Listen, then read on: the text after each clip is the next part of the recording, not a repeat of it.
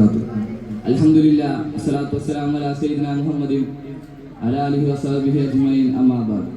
ഏറ്റവും ബഹുമാനം നിറഞ്ഞ ഉസ്താദുമാരെ, ഏറ്റവും എൻ്റെ മുതാലിം സുഹൃത്തുക്കളെ, ഞാൻ ഇന്നോട്ട് നിങ്ങളുടെ മുമ്പിൽ എഴുന്നേറ്റ് നിൽക്കുന്നത് മതത്തിൽ നിന്നും പുറത്തേക്കുള്ള വഴി പറഞ്ഞെടുക്കുന്ന വഹാബിസവും കമ്മ്യൂണിസവും എന്ന വിഷയത്തെക്കുറിച്ച് ഏതാനും ചില കാര്യങ്ങൾ നിങ്ങളുമായി സംബന്ധിക്കാനാണ്.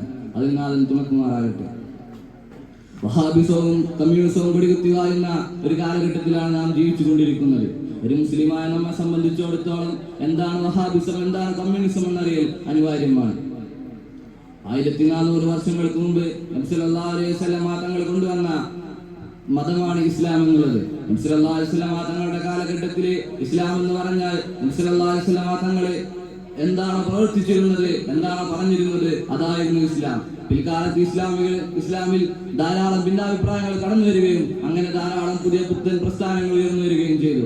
അങ്ങനെ 18ാം നൂറ്റാണ്ടിൽ ഉയർന്നു വന്ന ഒരു ബിദഈ പ്രസ്ഥാനമാണ് വഹാബിസം എന്ന് പറയുന്നത്.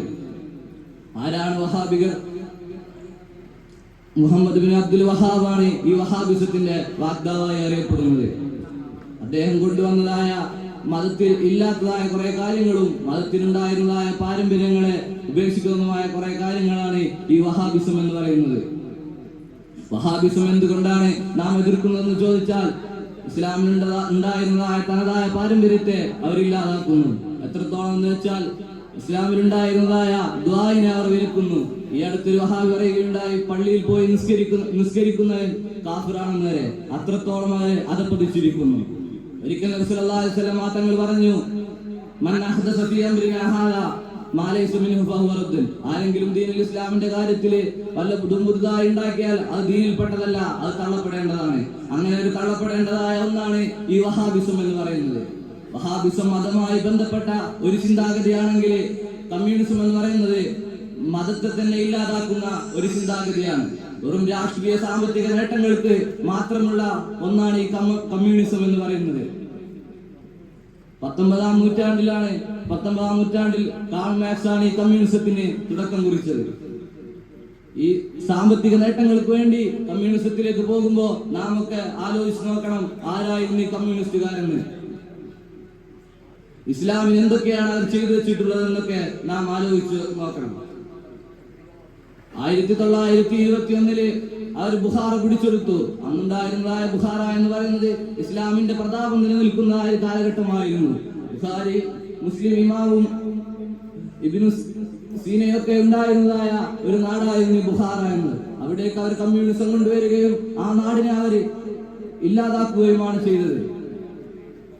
1946 അവർ തുർക്കിസ്ഥാൻ പിടിച്ചെടുത്ത് അവർ ചൈനയോട് ചേർത്തു.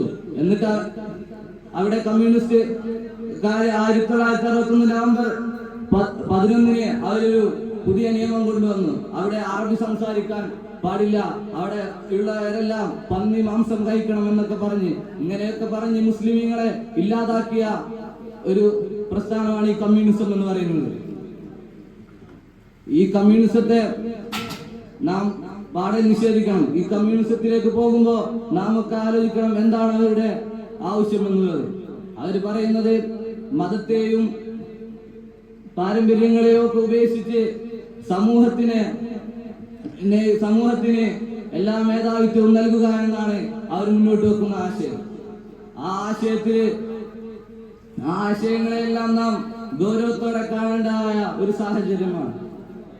ഈ കമ്മ്യൂണിസം എന്നുള്ളത് നമ്മുടെ നാട്ടിലും ഇപ്പോൾ വ്യാപകമായ ഒന്നാണ്. ഈ കമ്മ്യൂണിസ്റ്റുകാർ അവരുടെ